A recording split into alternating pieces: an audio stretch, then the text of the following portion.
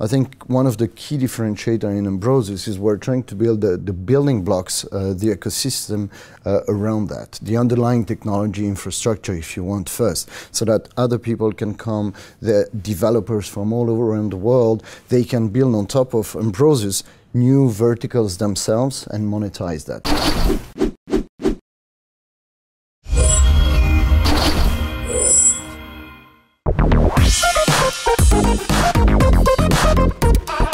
Well, hello, Vlad, and thank you very much for joining Dukascopy TV. It's a pleasure to have you in our studio. How are you? All right, perfect. Just found the place finally, so I'm happy to be here. Yeah, we're going to talk and you're going to introduce us to your company today, which is Ambrosus. Yeah. So let's just start off with telling us the mission of your company. Sure. So, I mean, the whole world, if you look at digital technology now, Internet of Things, artificial intelligence, that appears massively, that gets redeployed. But when you look at the state of businesses, industries, especially how they work with each other, they supply each other, a lot of that is still very analog, and it's not really leveraging those new technologies. It's not really taking advantages of how you can optimize transportation and things like that. So that's really our mission was, how can we use the latest technologies to make trade much more efficient, especially in the context of food manufacturing, pharma manufacturing, supply chain management. It's a perfect example. So that's really where we came from. We wanted to use things like blockchain technology, Internet of Things sensors, and to make supply chains much more transparent and efficient. Mm-hmm. So using blockchain for tracking supply chain is being done by quite a few big enterprises, such as IBM. Yeah. What makes your approach unique? Sure. I think if you look at the approach big companies are taking, they're developing huge solutions, very specific for one type of industries, really vertical. I think one of the key differentiator in Ambrosus is we're trying to build the building blocks, the ecosystem around that, the underlying technology infrastructure, if you want, first, so that other people can come, the developers from all over around the world, they can build on top of Ambrosus new verticals themselves and monetize that. So that's a very unique approach. The other approach as well is really strongly integrating things like the Internet of Things, sensors, devices, and applying that in the context such as pharma, for example, or many others. And I think we have a huge background in the whole Internet of Things space. We've been in that space for more than 10 years, at least me personally. So that's one of the things which we really believe in, is the combination of blockchain plus real-world data to obtain all this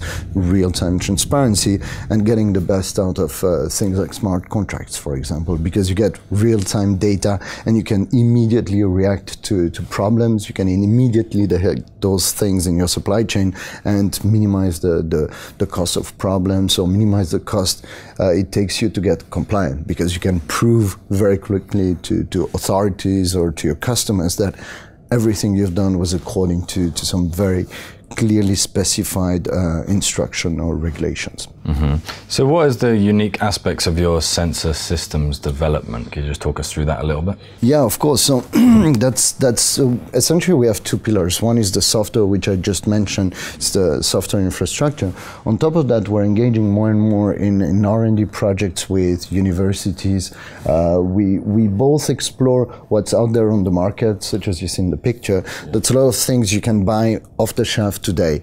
Many of them are good, but they're very general purpose. And when you take those devices and you want to adapt that to a very specific type of products, then you need to do a lot of development. So what we're trying to do essentially is to put together off-the-shelf sensors that we do with partners that companies can take, very quickly adapt and integrate new sorts of sensors. We're also exploring things like printed electronics, new MEMS type of sensors, and have that information directly flow into Ambrosus, because it's not just about having data, because you can easily measure data, but it's also about the trust you have around that data, which requires first protecting the sensors, then the case, if you want. If I'm sending you a box of fish, for example, how, even if I put a sensor in it, how can I guarantee that no one tampered with it? How can I guarantee that no one opened the box? How do I know that the product I'm measuring hasn't been change somewhere in the transportation. So we're looking at new things such as, almost DNA level, where you can analyze, okay, has the chemical properties or the biological properties of the thing changed or not? That's one of the things we're looking at. But there's so much exciting research being done, and a lot of that is still in labs. We work very closely with ETH Zurich or EPFL, and our goal is really to get those new developments when they're going to be ready for the market in 2-3 years' time.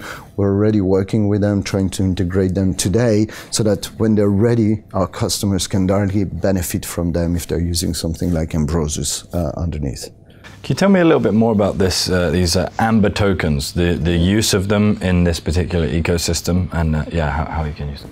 Of course. So one of the concepts we came up with was really think through why do you need a token, because you see a lot of projects around blockchain that just create a token, and it doesn't always make sense. So we really come up with something that we call data bounded token, and the idea is that you're using the existence of token, the flow of tokens, that we're using that so that you can trace a product as it moves throughout the supply chain. So say a farmer, for example, declares a 1 ton of organic strawberries, he would lock a certain amount of ambers with that batch of strawberries, and as it moves, it gets split into smaller batches, into boxes, so the initial amount of tokens gets split as well and travel through as those products get transformed. So at the end of the chain, when the consumer buys a product, it can be a yogurt that contains those strawberries, there is still a small amount of ambers in that pot,